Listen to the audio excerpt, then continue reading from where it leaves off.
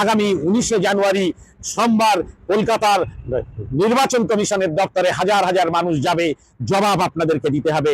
সতর্ক হন, জবাব আপনারা তৈরি করুন। দাদা, এসআইআর সংক্রান্ত বিষয় নিয়ে 19শে জানুয়ারি কামরুজ্জামান সাহেব তিনি নির্বাচন কমিশনের দপ্তরে ডেপুটেশন জমা দেবেন, তার ফেসবুক লাইভের মাধ্যমে তিনি জানিয়েছেন। এই প্রসঙ্গে আপনি কি বলবেন?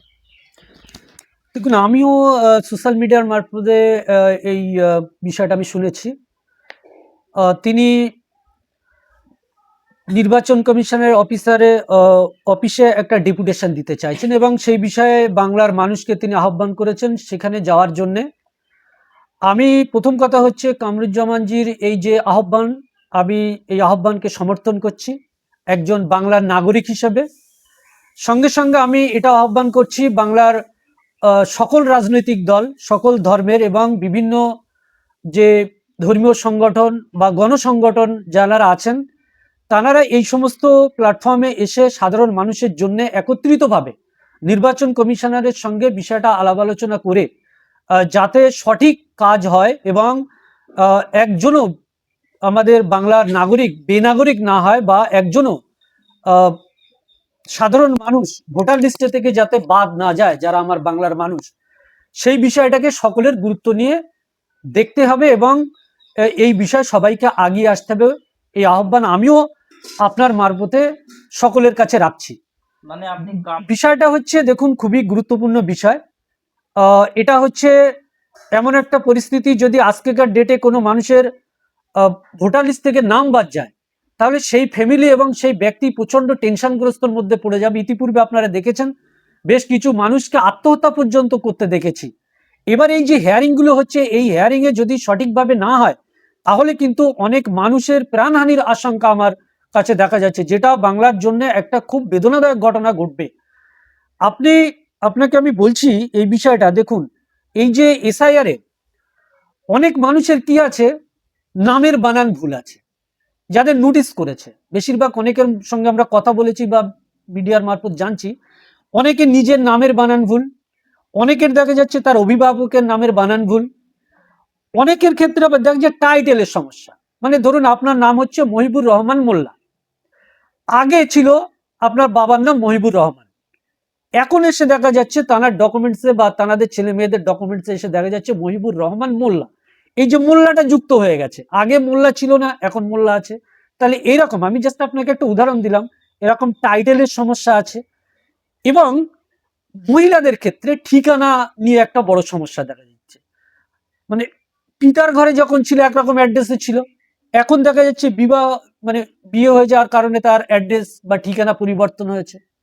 আবার মহিলাদের আর একটা সমস্যা, বিয়ের আগে বিশেষ করে মুসলিম মহিলাদের খাতুন নাম থাকে, কিন্তু বিয়ের পরে শ্বশুরবাড়ির দিকে যখন তার ডকুমেন্টস তৈরি হয়, দেখা যায় খাতুনের জায়গায় বিবি এবং বেগম নাম চলে আসে বা বিভিন্ন রকমের নাম ওখানে যুক্ত হয়ে যায়।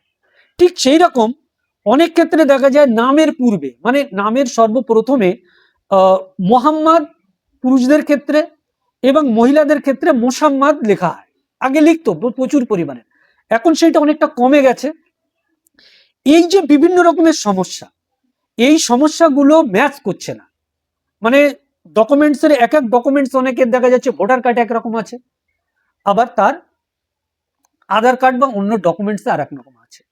এই যে সমস্যাগুলো আছে, এই সমস্যাগুলো নিয়ে প্রচুর পরিমাণের মানুষ এসআইআর তে ভোটার লিস্ট থেকে বাদ যাওয়ার সম্ভাবনা আছে। বিশেষ করে আমরা যেটা জানতে পারছি যে এই প্রক্রিয়াটা এআই মারফত সম্পন্ন করা হবে নির্ভুল করার জন্য। কিন্তু এআই তেও দেখা আমার কোথাও কোনো জায়গায় একটা মনে হচ্ছে এআই যে 100% সম্পূর্ণ এর সমাধান করতে পারবে, এটা 100% গ্যারান্টি দিয়ে বলা যায় না।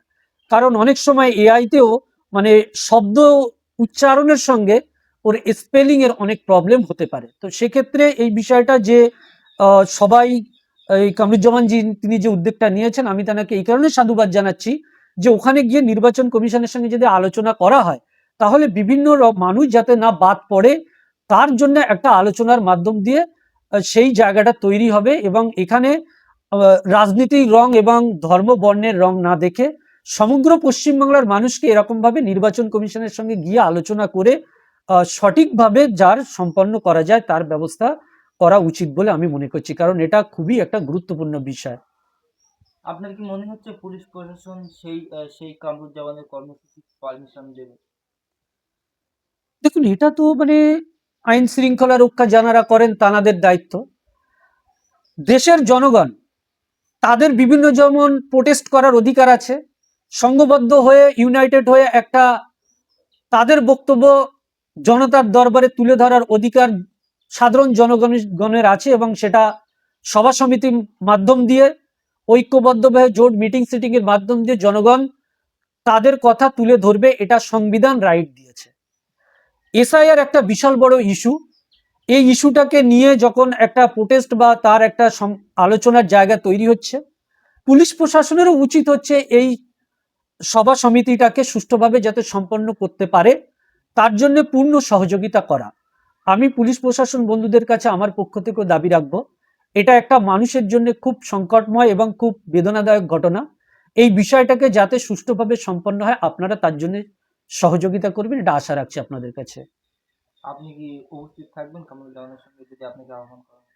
আমি নিশ্চয়ই উপস্থিত থাকবো, কেন থাকবো না? বাংলার মানুষের বিষয়, বাংলার মানুষের পাশে দাঁড়ানো উচিত। একজন বাঙালি হয়ে আমি অবশ্যই এই সমস্ত প্রোগ্রামে থাকতে আগ্রহী আছি। এখানে আমার কাছে কোনো ধর্মেরও বিষয় নাই, এখানে আমার কাছে কোনো রাজনৈতিক দলে ধর্ম এবং রাজনৈতিক ঊর্ধ্বে উঠে এই সমস্ত কাজে অংশগ্রহণ করতে হবে। এখানে একটা মানুষের প্রতিবাদে যদি একটা মানুষ সে দেশে সুষ্ঠুভাবে থাকতে পারে, একজন মানুষের যাতে জীবন না যায়, সেই কাজে যদি আমি অংশগ্রহণ করতে পারি আমি নিজেকে ধন্য মনে করব।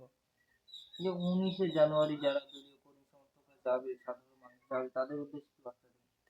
আমি বাংলার মানুষের উদ্দেশ্যে এই বার্তাটা দেব, যারা ওই সভাস্থলে উপস্থিত হবেন বলে মনস্থির করেছেন, আপনারা প্রত্যেকে শান্তিপূর্ণভাবে যাবেন, কোনো রকম বিশৃঙ্খল নয়, নীরবতার সঙ্গে। আপনাদের যারা লিডার বা এই সমস্ত কাজে যারা দায়িত্ব আছেন তারা যেভাবে গাইড দেবেন সেই গাইডলাইন মেনে আপনারা যাবেন।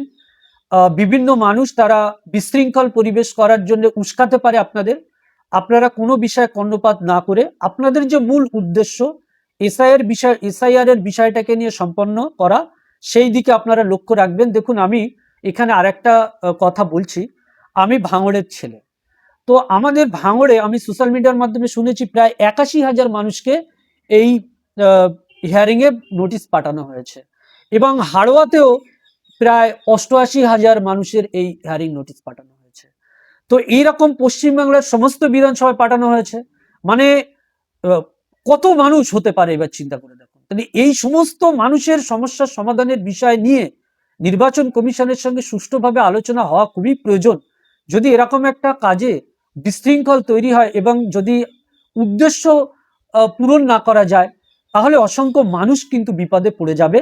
সকলের কথা মাথায় রেখে বাংলার আইন শৃঙ্খলা বজায় রেখে এই প্রোগ্রামটা আপনারা করবেন এবং সুষ্ঠুভাবে এসে আপনাদের অনুষ্ঠানটাকে সম্পন্ন করবেন, এই আশা আপনাদের কাছে আমি রাখছি।